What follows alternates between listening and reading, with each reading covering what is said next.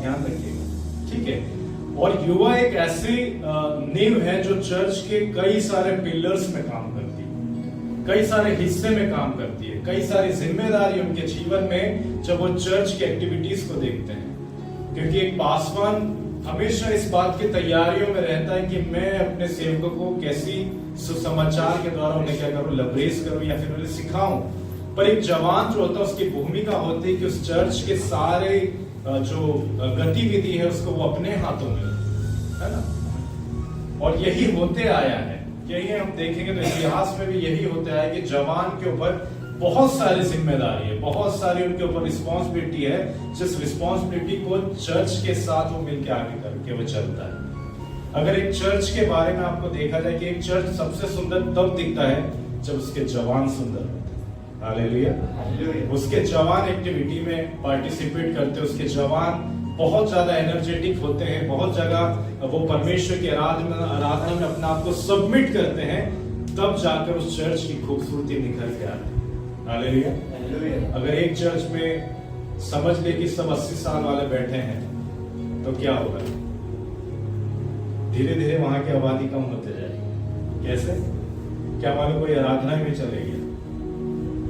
आप लोग मुस्कुरा सकते हैं, मैं एकदम सीरियस टॉपिक पे बात नहीं कर रहा हूं, मैं भले दिखता सीरियस हूं पर एंड्रू को पता है कि हम कितने मजे करते हैं। आप मुस्कुरा सकते हैं। आप कहां पर हैं? परमेश्वर की उपस्थिति। हालेलुया। आप मुस्कुराइए, आप कंफर्टेबल लगिए, आपको जैसा बैठना आपको लगता है आप चेयर में बैठ सकते हैं, आप चेयर में बैठ जाए। मैं वो वाला एकदम स्ट्रिक्ट नहीं हूं कि भैया ऐसे ही करना है ना। अगर हम कंफर्टेबल रहेंगे तो हम उतना अच्छे से अपने आप को परमेश्वर के सामने समर्पित कर सकेंगे। हालेलुया। और यही बात हमें बहुत खास बनाती है चर्च की इस रिस्पॉन्सिबिलिटी को लेकर, उस बातों को लेकर। और यही शिक्षा मैं कई सारे जवानों को देता हूं कि आप ही हो जो अपने चर्च की सबसे बड़ी खूबसूरती हो, क्योंकि आपके उठने बैठने से सब पता चलता है कि चर्च का इतिहास क्या है, बैकग्राउंड कैसा है, प्रेजेंटेशन कैसा है। इसलिए जितना हम चर्च में अपने आप को इन्वॉल्व करेंगे जवान, उतना चर्च की प्रगति होगी। आज के समय में अगर हम देखेंगे तो घुटने में कौन आ सकता है? एक जवान आ सकता है ना। जब हम डैनियल की लाइफ में देखते हैं तो डैनियल कहां जाता था दुआ करने? वो गुप्त स्थान में जाता था। वो गुप्त स्थान में जाता था, वो अपने घुटनों में आता था, वो यरूशलेम के सामने की उस खिड़कियों को खोलता था, वो प्रार्थना में सबमिट हो जाता था, क्योंकि वो क्या था? जवान। हालेलुया। आप मुस्कुरा सकते हैं ना, है ना? ऐसा तो नहीं लग रहा है कोई डंडा मार रहा है, नहीं है ना। हम मुस्कुरा सकते हैं, आप बीच बीच में मुस्कुराइए, क्योंकि परमेश्वर को भी अच्छा लगता है कि उसके लोग हमेशा मुस्कुराते रहे, है ना। क्योंकि जब मिस्र से निकल कर इस्राएली लोग जा रहे थे तो उनके कपड़े नहीं फटते, है ना, उनके कपड़े पुराने नहीं होते थे। उसका सबसे बड़ा रीजन था कि वो परमेश्वर की उपस्थिति को एंजॉय करते थे, है ना। मायने नहीं रखता हमारे जीवन में कि हमारी सिचुएशंस कैसी, हमारी कंडीशंस कैसी, मायने ये रखता है कि हमारा संबंध प्रभु के साथ कैसा है। हालेलुया। हम लोग एक वचन निकालेंगे यहोशू की पुस्तक, उसका 1:8 में, कोई पढ़ेगा? यहोशू की पुस्तक उसका 1:8।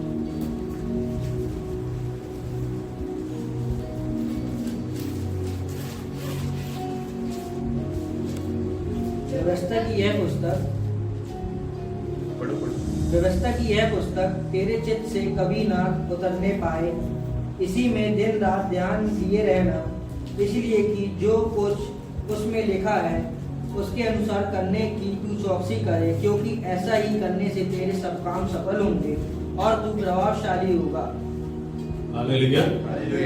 परमेश्वर का दास जो यहोशू है वो इस बात को कहता है कि व्यवस्था की ये पुस्तक तेरे चित्त से कभी अलग ना हो।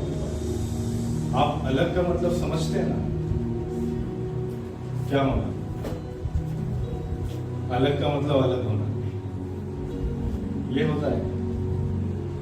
अलग का अर्थ ये होता है कि अपने आप को सेपरेट कर देना, अपने आप को झुंड से अलग दर्शाना, कहीं एकांत में जाके आप अपने आप को सबमिट करना, कहीं एकांत में जाकर आप अपने आप को अकेलेपन में रखने के बाद आपको समझ में आएगा कि आज परमेश्वर का काम क्या होने वाला है।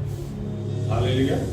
और यहोशू के जीवन में इस बात को यहोशू देखते हुए आया है कि उसका अगवा जो था मूसा, वो कैसे प्रतिनिधि करता था, वो कैसे इजराइलियों को लेते हुए चल रहा था, वो कैसे परमेश्वर की दृष्टि में अपने आप को एक विश्वास योग्य बना के रखा था। और जब यहोशू अपने जीवन में मूसा को जानता है, वो लगभग उसकी आयु 20 वर्ष की रहती है। कितने वर्ष की? 20 वर्ष की रहती है, जब वो उसका एक असिस्टेंट रहता है। आज के समय हम कई सारा जवानों को देखते हैं कि वो अपने 20 वर्ष की आयु में क्या कर रहे हैं, क्या कर रहे हैं, सोचो। आप सबको पता है ना, गर्ल्स का सेक्शन अलग है, बॉयज का सेक्शन अलग है सोचने का। हम बॉयज बहुत एक्स्ट्रा ऑर्डिनरी सोचते हैं, पता है आप लोगों को, क्योंकि हम बॉयज हैं। हमको पता है कि हमारा जो यूथ अभी यहाँ नहीं है, वो कोई और जगह में कहाँ हो सकता है। हालेलुया। और गर्ल्स को पता है कि जो यहाँ पर नहीं है वो कहाँ हो सकते हैं। वो हो सकता है कि गॉसिप्स कर रहे होंगे फोन पे, चैट्स पे, या फिर रील्स को शेयर कर रहे होंगे, शॉर्ट्स को शेयर कर रहे होंगे। आजकल हमारे फ्रेंड भी ऐसे हो गए जो फिजिकली नहीं है, सोशली है हमारे, ऐसे हो चुके इंटरनेट वाले फ्रेंड्स है हमारे। स्क्रॉल करो, वो सेकंड्स में वो फ्रेंड्स भी बदलते जाते हैं। हालेलुया। पर यहोशू अपने जीवन में इस बात को कहता है कि व्यवस्था की यह पुस्तक तेरे चित्त से कभी ना हटे। क्यों वो इस बात को कह रहा है? वो क्यों इस बात के विषय में परमेश्वर को ये बात कह रहा है कि ऐसा क्यों करना? क्या आपको नहीं लगता कि यहोशू परमेश्वर को जानता है? बहुत अच्छे से जानता है। वो सारे मिरेकल्स होते हुए देखते हुए आ रहा है, वो सारे उस बादल के आश्चर्य कर्म को होते हुए देखते आ रहा है कि कब कब हमें चलना है, कब हमें रुकना है, हमें कब फिर ऑल्टर्स को तैयार करना है, फिर हमें चलना है। वो सब जानता है, फिर भी परमेश्वर उसको कहता है व्यवस्था की यह पुस्तक जिससे कभी ना हटे। हालेलुया। आज परमेश्वर आपको और मुझे एक सबसे बेहतरीन बात वो ये बताना चाहता है, और सबसे मुख्य बात ये बताना चाहता है कि वचन को अपने मुख में रखने की आवश्यकता है। कहां पर रखने की? मुख में, है ना। कई बार हम क्या करते हैं, मैं भी ऐसे ही करता हूं, कई दफा हम लोग लिख जरूर लेते हैं, है ना, नोट डाउन कर लेते हैं, फोन में हम लोग नोट बना लेते हैं, पर हम कब खोलते हैं? जब अगली एक रिवाइवल मीटिंग आएगी तब वो नोट फिर खोलेगा हमारा, फिर हम सोचेंगे कि अरे एक आए थे, कहां से जॉय भैया पकड़ के ले आए थे, ये जबलपुर में घूम रहे थे। हालेलुया। इसलिए परमेश्वर आज हमें कहता है कि जब व्यवस्था की यह पुस्तक तेरे चित्त से इसलिए नहीं हटने पाए क्योंकि यही वचन तेरे मुख में पाया जाए। हालेलुया। क्योंकि आपके मुख में क्या है? सामर्थ्य। यही मुख से हम देखते हैं परमेश्वर के दास ने क्या करा? उस हड्डियों में जान डाली। आमीन। उसी से यीशु मसीह ने चक्कर को आवाज दी कि हे चक्कर क्या कर, झट उतरा। क्योंकि मुख में जितना हमारे वचन रहेगा वो हमारे जीवन को उतना फिल्टर करेगा, वो उतना शुद्धिकरण, वो उतना प्योरिटी की ओर हमको लेके जाएगा। हालेलुया। इसलिए जवानों को बहुत आवश्यक है कि वो सबसे पहली बात अपने जीवन में ये करे कि वचन को अपने मुखों में रखना शुरू करें, है ना। आप अगर एक गैर ईसाई को या फिर गैर मसीह को या गैर विश्वासी को देखेंगे तो उसके मुख में सबसे पहले क्या रहता है?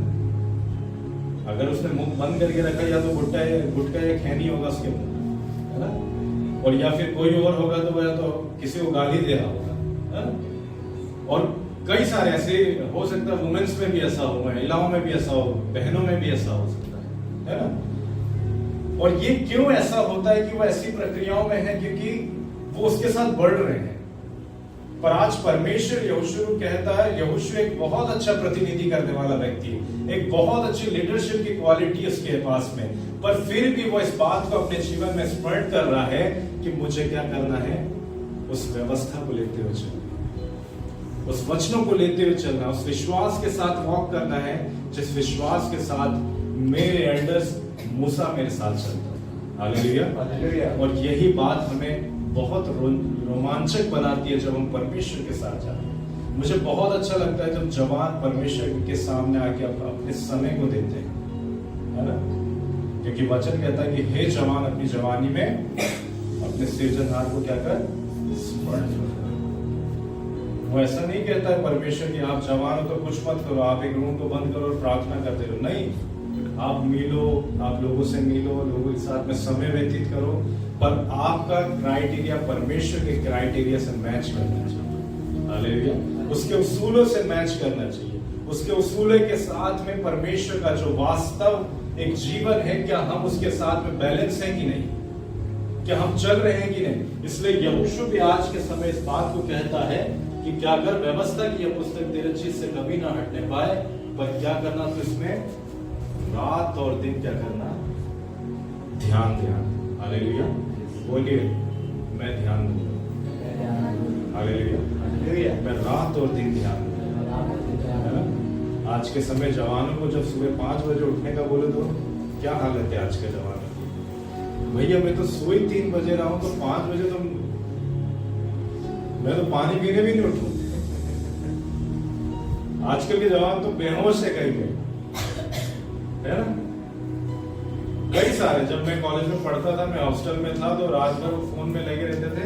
उस समय इतना ज्यादा इंटरनेट विकसित नहीं हुआ था, इंस्टाग्राम ये सब नहीं था, पर फेसबुक वाले बहुत थे, है ना।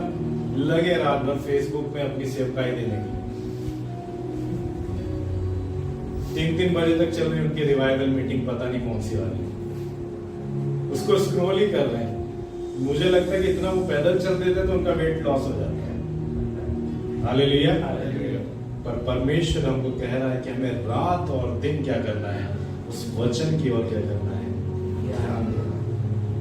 ध्यान देने का ये अर्थ नहीं कि आज नीचे जब हम जॉय के नीचे बैठेंगे तो सामने में बाइबल वर्स लिखा होगा। किसी ने देखा है वो कभी?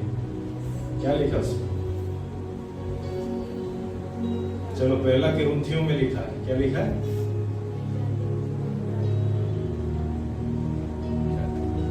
क्या लिखा है? क्या लिखा है? चलो निकाल लो अगर आपको मिल रहा हो। चलो ढूंढ लो। लग रहा होगा कि आज तो लेसन प्लान चल रहा है। हालेलुया। हालेलुया। हम लोग मुस्कुराते हुए सारी चीजों को सीखेंगे ना, क्योंकि हम लोग यूथ मीटिंग में, है ना। अभी उतना हम सीरियस मोड में नहीं जाएंगे। हालेलुया। क्या लिखा है? किसी को मिला?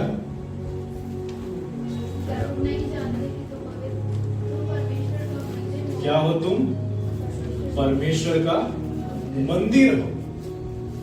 और मंदिर हो तो मंदिर मंदिर जैसे दिखना चाहिए। हालेलुया। हालेलुया। वो दूसरी स्ट्रक्चर में नहीं दिखना चाहिए। अगर मैं अब्राहम हूं तो मैं आने वाले दिनों में अब्राहम जैसा ही दिखना चाहिए। अगर मैं भूत बन के घूमूंगा तो आप पहचानोगे? पहचान लोगे क्या? अगली बार मैं साड़ी पहन के आऊंगा व्हाइट कलर की, यहां तक घूंघट लगा लूंगा और प्रचार करूंगा। उसके बाद आप ही खुद बोलोगे कि यार ये तो कुछ महीने पहले ठीक था, क्या हो गया इसको? वैसे ही परमेश्वर कह रहा है कि तुम क्या हो? परमेश्वर के मंदिर। और आगे क्या लिखा है?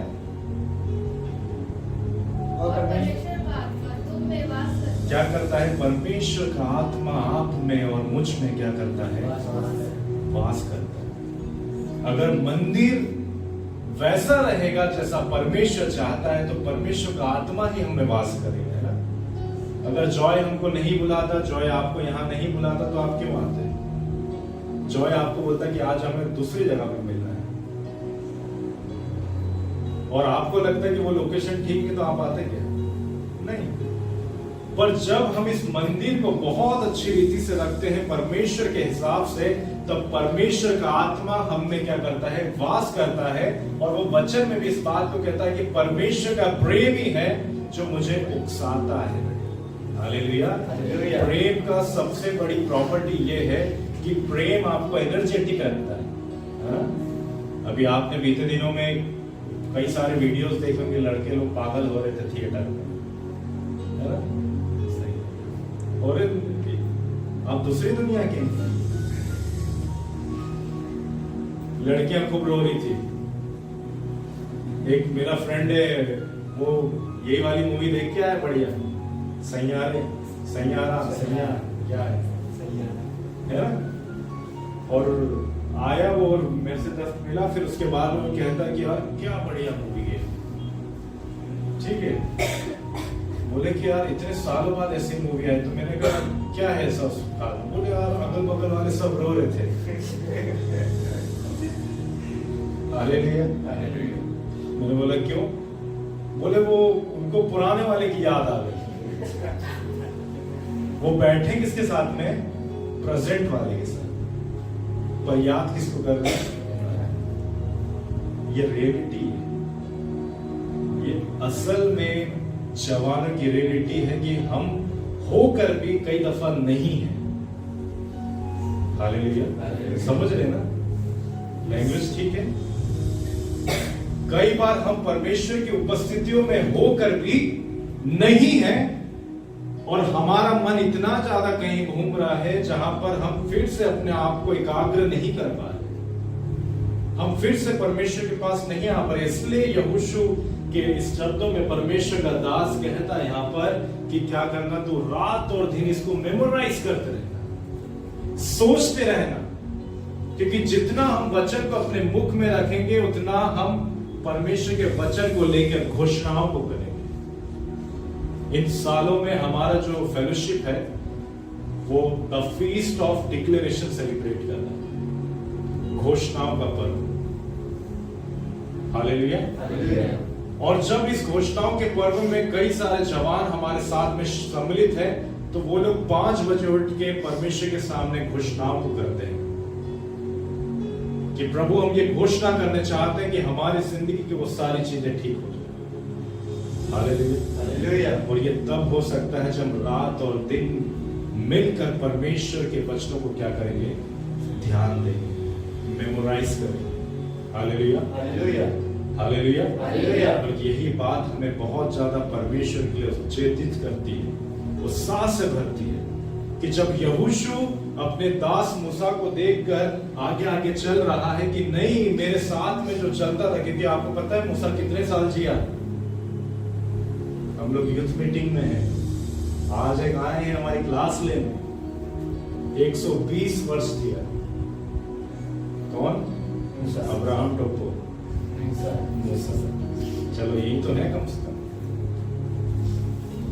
और मूसा के साथ जो सेवकाई करी यहोशू ने, वो बहुत अंधाधुंध सेवकाई थी। उसने सारे वो आश्चर्य कर्म देखे जो परमेश्वर उनके जीवन में करते हुए जा रहा था। और यहोशू इस बात को कहता है कि दिन और रात हमें क्या करना है?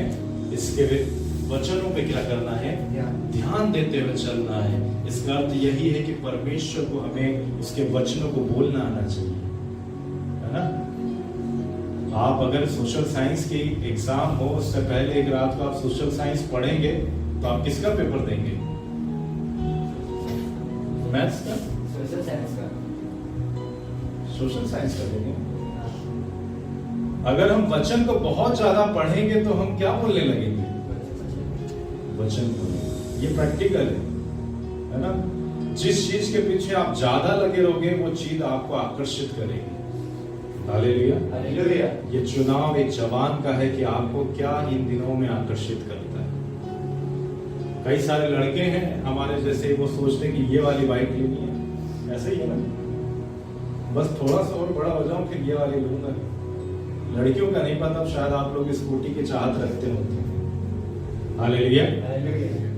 बहुत सारे ऐसे एक्साइटमेंट है हमें चाहत को लेके। वैसा यहोशू भी अपने जीवन में चाहत को लेके आगे बढ़ रहा है, इस्राएलियों को आगे लेके बढ़ रहा है कि हमें कहां पहुंचना है, कहां जा रहे हैं इस्राएली लोग, कहां जा रहे हैं? कनान। बहुत एक्साइटेड था क्योंकि असल में यहोशू एक स्पाई था, पता है आपको? जासूस था। वो सबसे पहले घेराबंदी करने जाता है वहां पर कि बोले बढ़िया जगह है एकदम, है ना जॉय भाई? बढ़िया, जबलपुर का माहौल बढ़िया है। हालेलुया। और ये एक स्पाई था, एक अच्छा स्पाई, और परमेश्वर उसको चुन के इसलिए रखा था ताकि वो लोगों का प्रतिनिधि करे। हमारी जिंदगी में भी कई दफा ऐसा होगा, आप इस बात की गारंटी ले लीजिएगा, जब आप इस शहर को कई दफा छोड़ोगे, है ना? कभी कभी ना तो छोड़ना पड़ेगा। हो सकता है हमारी जॉब कहीं लग जाए, हम हायर एजुकेशन के लिए कहीं चले जाए, तब आप क्या करेंगे?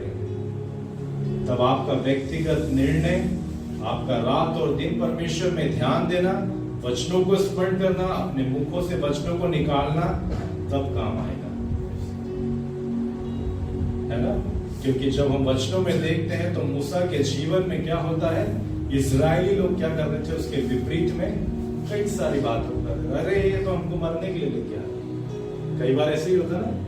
अभी मैं आप सभी को लेके चलूँ, यहाँ पे कोई सा भी गार्डन हो, एक गार्डन है ना बड़ा सा, इस तरफ जाते हो मॉल के पहले पड़ता है, हाँ, मैं आप सभी को लेके चलूँ, मस्त पानी गिर जाए, कैसे करोगे? अरे कहाँ लेके आगे, बढ़िया रजाई कंबल में थे, ठंड का बारिश का मौसम है। इस्राएली लोग कई बार उसके ऊपर बुड़बुड़ाने लगे, उसको बोलने लगे कि यार ये क्यों ऐसा कर रहा है, क्यों हमको लेके आएगा, हम तो ठीक थे यार, जहां भी थे, 2 वक्त की रोटी तो मिल रही थी, पर वो ये भूल गए कि वो 2 वक्त की रोटी से बढ़कर परमेश्वर को दे रहा था। जब भजन संहिता की पुस्तक में पढ़ेंगे ना, 78 में परमेश्वर का वचन वहां कहता है कि परमेश्वर ने स्वर्गदूतों की रोटी इस्राएलियों के सामने रखी। कहाँ की रोटी? यहाँ पर सबसे बड़ा होटल कौन सा है? विजन में है। ठीक, मान लीजिए आप छोटे से एक होटल में बैठ कर वहां का खाना अगर आपकी मेज पे आ जाए, आपको कैसा लगेगा? खाएंगे कि नहीं? पहले तो ये बताओ। जब पानी वानी नहीं आ जाए, थोड़ा सा वैसा ही परमेश्वर के जीवन में कर रहा था, और वो अपने वचनों में कहता है कि हम लोग निकालेंगे भजन संहिता की पुस्तक, इसका 78